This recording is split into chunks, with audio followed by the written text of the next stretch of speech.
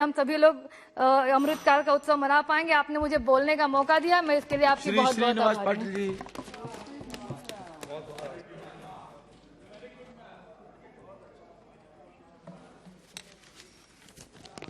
Sir, मैं आपका मनपूर्वक आभारी हूं। मैं इतना भाग्यवान हूं कि तीसरी बार इस क्षेत्र में, इस बड़े हाउस में बात करने का मौका मुझे मिला है। मेरी भगिनी जो मेरे साथ झारखंड में गवर्नर थी, अभी राष्ट्रपति बन गई। मेरी पहली एक भगिनी प्रतिभा जी, वो भी मेरे साथ पड़ी हुई है, और रामनाथ जी भी गवर्नर थे। इसलिए मैं भाग्यवान समझता हूं। और मेरी भाषा जो आगे मैं मराठी में बोलूंगा तो भी चलेगा, हिंदी में भी बात करूंगा। सतारा कॉन्स्टिट्यूएंसी जो है उसमें मैं आता हूं। स्वातंत्र के पूर्व काल में जो 3 जिले सब भारत में प्रसिद्ध थे लड़ने के लिए, उसमें क्रांतिकारी नाना सिंह पाटिल जी थे। और मेरी एक कामना है, मनु तांबे जो झांसी की रानी कहती है, उसका मायका भी मेरे क्षेत्र में है। तो मैं चाहता हूं, मेरी मांग भी है कि मिलिट्री भर्ती के लिए कुछ एक विद्यापीठ बनाए, जो मिलिट्री एकेडमी जैसे एनडीए खड़गवासला में है और आईएमए जैसे देहरादून में है, वैसे अगर कोई मिलिट्री एकेडमी बने सेंटर की, और महिलाओं के ट्रेनिंग के कुछ जबाबदारी लेंगे तो अच्छा रहेगा। आता म्हणजे मराठीत बोलतो। महाबळेश्वर पाचगणीच्या ज्या शाळा आहेत इंग्रजी माध्यमाच्या, त्यांना संपूर्ण भारतातून तिथे आपले पालक आपल्या मुलांना पाठवतात। महाबळेश्वर एक थंड हवेचं उत्तम ठिकाण आहे।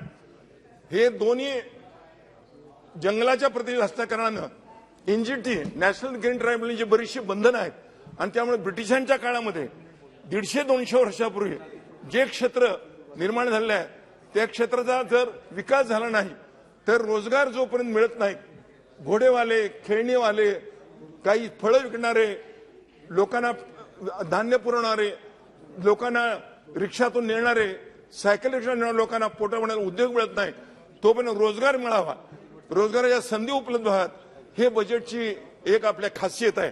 आणि त्यामुळे माझी आपणास विनंती आहे की एनजीटीच्या माध्यमातून भारतीय आणि महाराष्ट्र सरकारनं एकत्र बसून महाबळेश्वर सारख्या एका थंड हवेच्या ठिकाणाची जर विस्तार केला नाही तर भविष्यात ते तसंच राहील, आणि म्हणून पोटापाण्याचा उद्योग होणार नाही।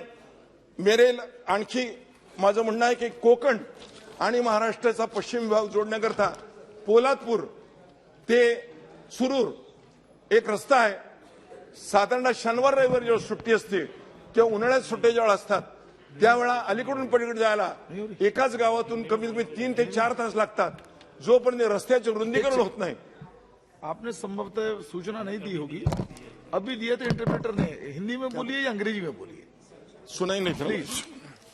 मराठी का इंटरप्रिटेशन नहीं हो पा रहा है, तो सूचना न होने के कारण हिंदी में बोलूं मैं? हिंदी या अंग्रेजी में बोलिए जी, प्लीज। मैंने कल भी इच्छा प्रकट करी थी, लेकिन हुई नहीं, इसलिए मैं हिंदी में बात करूं। शुरू करूं कि जी करें। जो झांसी की रानी मेरी झांसी नहीं दूंगी, ये जिसने आवाज उठाई थी, उस झांसी की रानी मेरे कार्यक्षेत्र में एक छोटा सा गांव है, उस गांव से आती है। तो मैं चाहता हूं कि भारत में एक ऐसी मिलिट्री एकेडमी बने, जिस मिलिट्री एकेडमी का नाम मेरी झांसी नहीं दूंगी के नाम झांसी की रानी मिलिट्री एकेडमी हो, क्योंकि एनडीए जो है नेशनल डिफेंस एकेडमी वो पूना में है, और IMA Indian military academy Dehradun में है। वैसे अगर एक एकेडमी बन जाए, और महाराष्ट्र में जिधर सातारा में अजिंक्य तारा के पार्श्वभूमि पर अगर बने तो बड़ा अच्छा होगा। महात्मा फुले की पत्नी जो सावित्रीबाई थी, जिन्होंने पहले महिलाओं को शिक्षण देने का कार्य किया पूना में, भिडेवाड़े में, उनके नाम से महिलाओं को शिक्षण देने की सेंट्रल यूनिवर्सिटी होगी, क्योंकि एक विद्यापीठ पूना है, उसका नाम सावित्री रखा है। लेकिन अगर महात्मा फुले एक डिस्ट्रिक्ट बन सकता है, शाहूनगर डिस्ट्रिक्ट बन सकता है, और अंबेडकर डिस्ट्रिक्ट बन सकता है, तो महात्मा फुले की पत्नी सावित्रीबाई, इनके नाम से महिलाओं की एक शिक्षा की एक विद्यापीठ बने तो बड़ा अच्छा होगा। सातारा में स्वर्गीय यशवंतराव चौहान जो डिफेंस मिनिस्टर थे, बाद में अर्थमंत्री भी थे, उनके ही कॉन्स्टिट्यूएंसी में आता हूं, और बजट की स्पीच में बोलने की मुझे मौका मिला है, इसीलिए मैं खुद को भाग्यवान समझता हूं। एक बात करनी चाहिए, जो सातारा सैनिक स्कूल है वो 2 जून 1963 में आदरणीय चौहान साहब ने निकाला है, लेकिन आज उनमें महिलाओं की संख्या 10 खाली है, बाकी बच्चे जो पढ़ते हैं, लेकिन जो बच्चे हैं वो किसान के, कामगार के और शिक्षा देने वाले शिक्षण के हो रही है, तो उनको फी जो है वो 1.25 लाख 1.5 लाख रुपए फी अभी बन रही है। तो अगर फी के अगर कुछ सहूलतें दी जाए तो बहुजन समाज के विद्यार्थी मिलिट्री एकेडमी जाकर कुछ अपना नाम कमाएंगे और आगे चल के जो आजकल मिलिट्री में जो जगह खाली पड़ी हुई है वो भरने का कुछ मौका उनको मिले। आज देखा मैंने पंतप्रधान आवास योजना का कम से कम 30-35 हजार घर बनाने का अर्जी मेरे डिस्ट्रिक्ट में आई थी, लेकिन जब तक कितनी जगह है, कैसे घर बना सकते हैं?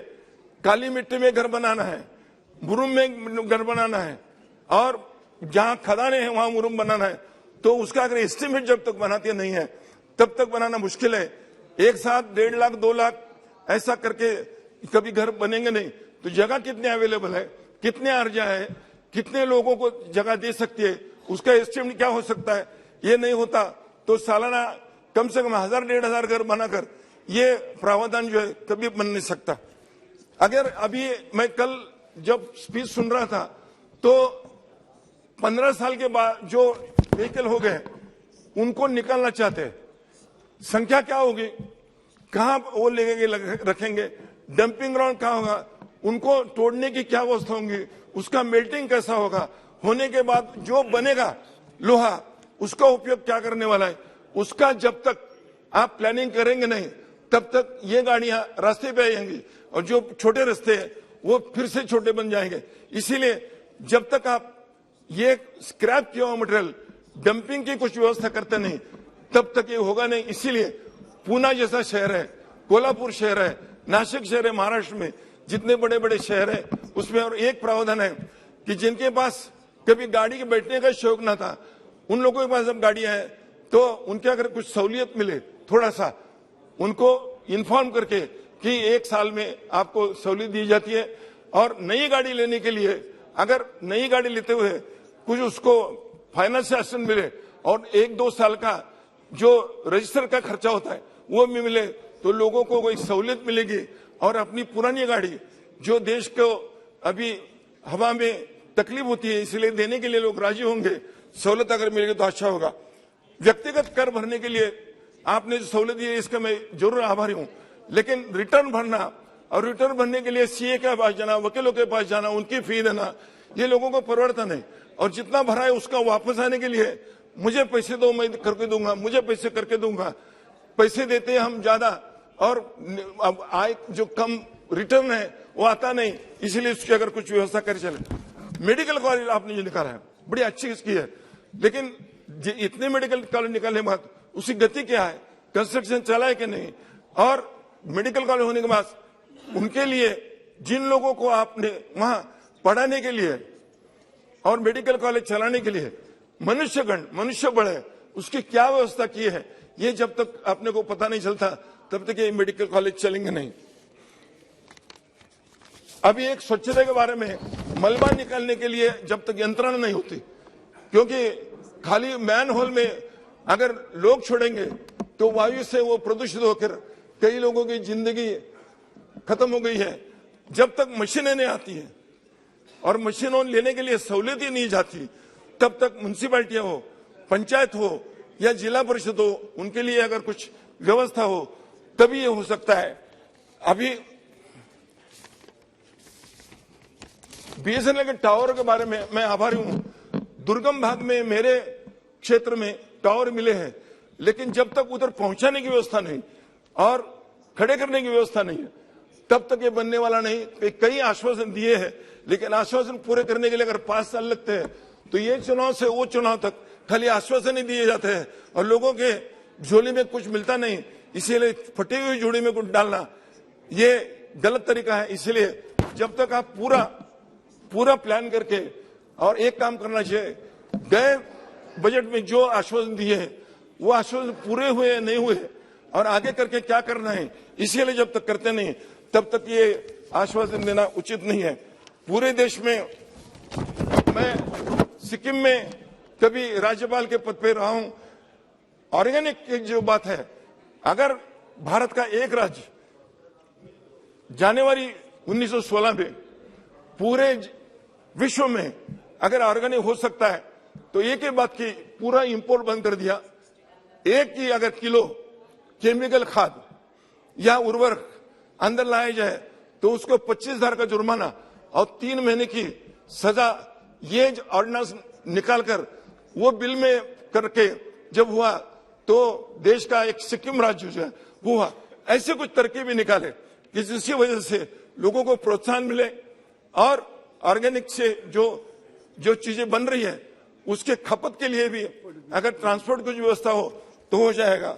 मुझे अभी एक यशवंतराव चव्हाण जी ने जब वो चीफ मिनिस्टर बने तो सबके बच्चों के लिए जात जमात इसका चिंतन नहीं करते हुए जिनकी आमदनी कम है उन पालकों के बच्चों के लिए शिक्षा की व्यवस्था में सहूलत दी है। 1200 रुपए तब जो इनकम था जिनका, उनके बाल बच्चों को भी सहूलतें दी गई। आजकल 1200 नहीं करे 1 लाख होगा, 1.5 लाख होगा, लेकिन जात जमात पे एक बार पढ़ा, दूसरी बार पढ़ा, तीसरी बार पढ़ा तो भी सहूलतें है। लेकिन हमारे जो छोटे भाई किसान भाई है, कारीगर है और देहात में रहने लोग हैं, उनके बच्चों को सहूलत देना चाहिए और बड़े होकर उन्होंने 1 या 2, 3 लोगों को सहूलत देकर पढ़ने की वजह से जो शिक्षा पाई है उसके लिए उनको भी आधार देना चाहिए। मुझे मराठी में बोलने की थी लेकिन मराठी में बात नहीं कर सका, हिंदी में मेरे बात करने के लिए मुझे जो आपने संधि दी इसलिए मैं आपका आभारी हूँ, धन्यवाद देता हूँ। और ये बजट में जो अच्छी चीजें की है उसके लिए मैं बजट का प्रोत्साहन भी देता हूँ, सराहना भी करता हूँ। जो बातें कम हुई है और होना चाहिए ऐसी उम्मीद करता हूँ वो आप करेंगे ऐसा लगता है। इस जवान के साथ मैं मेरे वाणी को विश्राम देता हूँ। धन्यवाद। बहुत बहुत धन्यवाद पाटिल जी। श्री M.K. राघवन जी।